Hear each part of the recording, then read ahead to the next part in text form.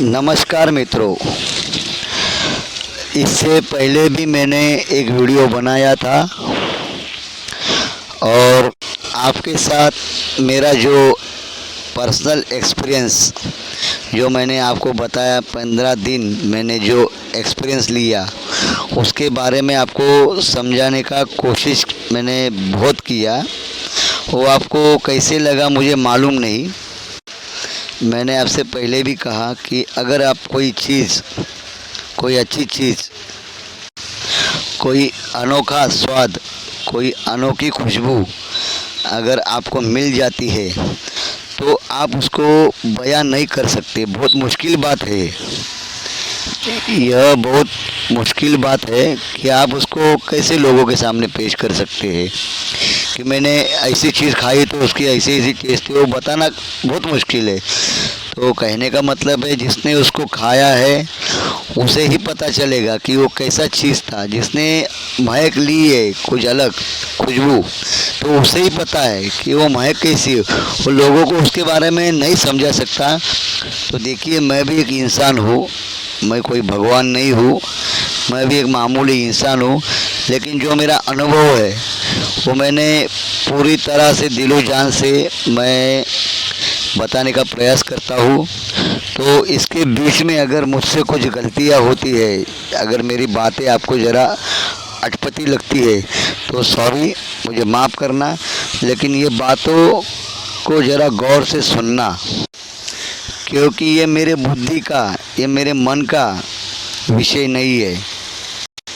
यह जो अनुभव है वह मेरे अंतरात्मा का अनुभव है। इसको मैंने बहुत खूबी से नोटिस किया। देखिए, हमारी अंतरात्मा में बहुत अपार शक्ति है।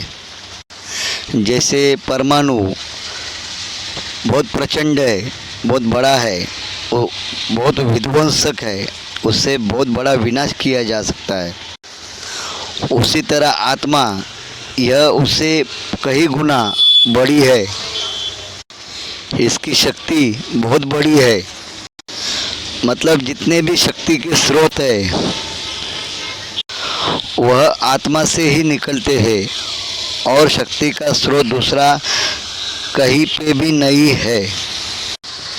देखिए, आज के लोगों को अगर हम कुछ अच्छी बात, कुछ अच्छा काम करने के लिए बोलेंगे तो उनको नहीं अच्छा लगता, ऊब जाते हैं। जैसे मैं आपको एक उदाहरण दे सकता हूँ।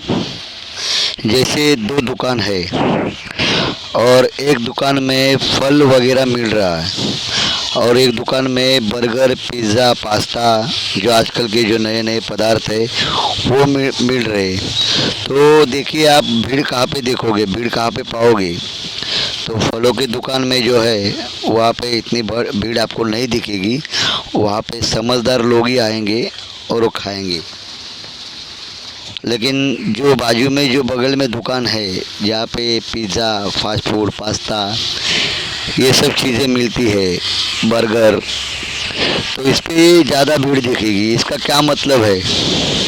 इसका यही मतलब है कि भौतिक संसाधनों ने, ये जो है टेक्नोलॉजी, ये जो आप देख रहे हैं आज, हर जगह चमक धमक, हर जगह कुछ तो चकाचौंध, वो बाहर जो खुशी ढूंढने का तरीका, इसके वजह से लोगों को अच्छे काम में रुचि नहीं है।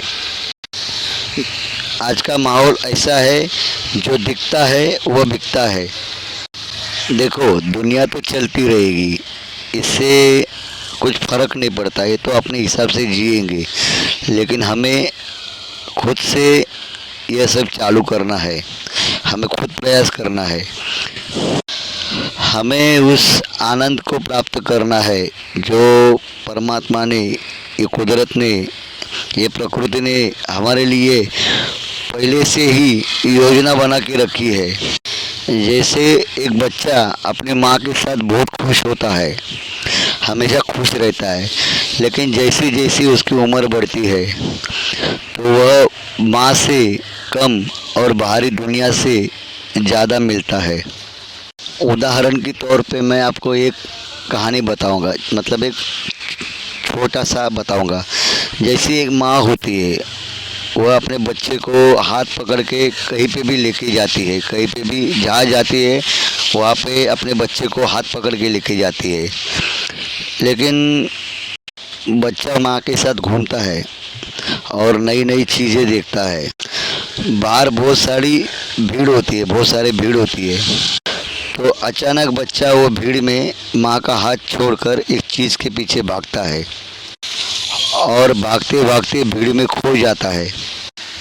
फिर वह बहुत परेशान हो जाता है, बहुत रोता है, चिल्लाता है, उसे बहुत दुख होता है, वो डर जाता है, वह दुखी रहता है, वह बेचैन हो जाता है।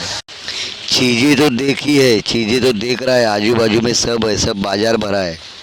जो चीज़ के लिए उसने माँ का हाथ छोड़ा वो चीज़ भी समझो उसके हाथ में है, तो भी वह खुश नहीं, तो भी वो डरा है, रो रहा है। तो अचानक उसे अपनी माँ दिख जाती है, तो बच्चा बहुत खुश होता है, उसके अंदर प्यार उमड़ आता है। वो दौड़ के अपनी माँ के पास आता है और उसके गले लगता है, और फिर माँ उसको अपने गले से लगा के चूमती है और उसको अपने बाहों में लेकर झूमती है, और उसे जो अच्छा लगता है वह उसे दे देती है। कुछ इसी तरह हम अपने पिता से यानी या परमात्मा से कुछ इसी तरह हम दूर हो चुके हैं। हमें हमारी चीज़ें मिल रही है, उसके लिए कोशिश जारी है, लेकिन तो भी हम दुखी है, तो भी हम बेचैन है, तो भी हमारे मन में अशांति है, क्योंकि हमने हमारी माँ का हाथ छोड़ दिया है और हमारे बुद्धि में गलत विचार, गलत इच्छा आने के कारण हम भटक गए।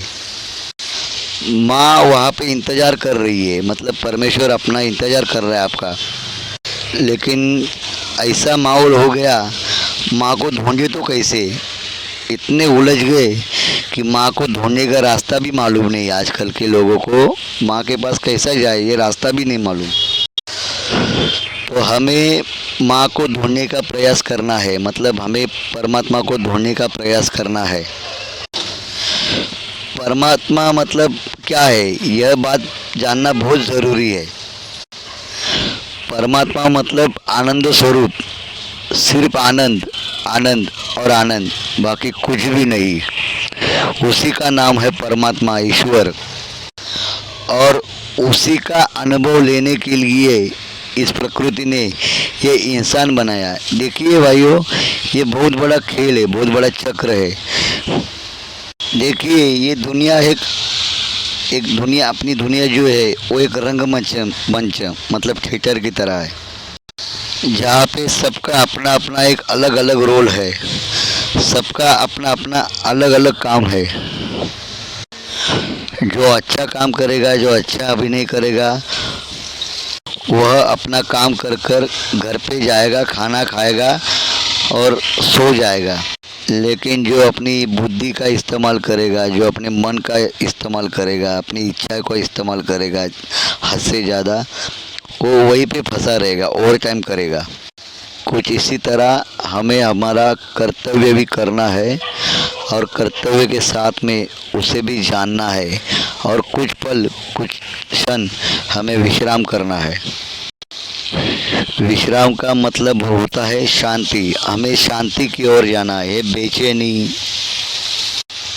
ये सुख दुख, इससे परे हमें जाना है। तो देखिए मेरे मित्रों, मैंने पहले भी कोशिश की, मैं अपने अनुभव के सहारे में आपको कुछ बताने का प्रयास कर रहा हूँ। तो कृपया मेरी बातों को ज़रा समझे, क्योंकि मुझे ये सोच समझ के बोलने में मुझे बहुत दिमाग देना पड़ता है, प्रेशर देना पड़ता है। मैं कोई बड़ा आदमी नहीं हूँ, मैं भी आपके जैसा एक मामूली इंसान हूँ। मैंने जो मेरे पर्सनल मेरा जो अनुभव है, मेरा जो अनुभव रहा है, उससे मैंने बहुत कुछ सीखा। सबसे बड़ी बात यह सीखी कि दुनिया की सभी खुशियाँ, सभी प्रकार के रंग, सभी प्रकार के जितने भी खुशी के बहाने, जितनी भी खुशियाँ, जितना भी आनंद है, सब हमारे भीतर ही है, लेकिन हम बाहर खोज रहे। यही हमारी सबसे बड़ी प्रॉब्लम है। देखिए, दो दोस्त थे, आमने सामने बात कर रहे, तो बात कुछ अलग निकलेगी, बात करने का तरीका अलग रहेगा। लेकिन देखिए, मुझे ये रिकॉर्डिंग करके वीडियो बना के आपसे कैसे बात करूँ, क्या करूँ, समझ में नहीं आ रहा है, तो भी कोशिश कर रहा हूँ। भी ज़रा समझने की कोशिश कीजिए। जो मेरा पहला वीडियो है वो भी ज़रा देखिए, उसे सुनिए। एक दिन ज़रूर आएगा कि मैं आपको पूरी तरह से वो जो 15 दिन जो मैंने स्वर्ग का अनुभव इस धरती पर किया था उसे पूरी तरह से बता पाऊँ। तो तब तक के लिए मैं आपकी इजाज़त लेता हूँ। नमस्कार। आपका सदा भला हो, कल्याण हो, आपको परमेश्वर सद्बुद्धि दे, आपका जल्द से जल्द विकास हो। नमस्कार।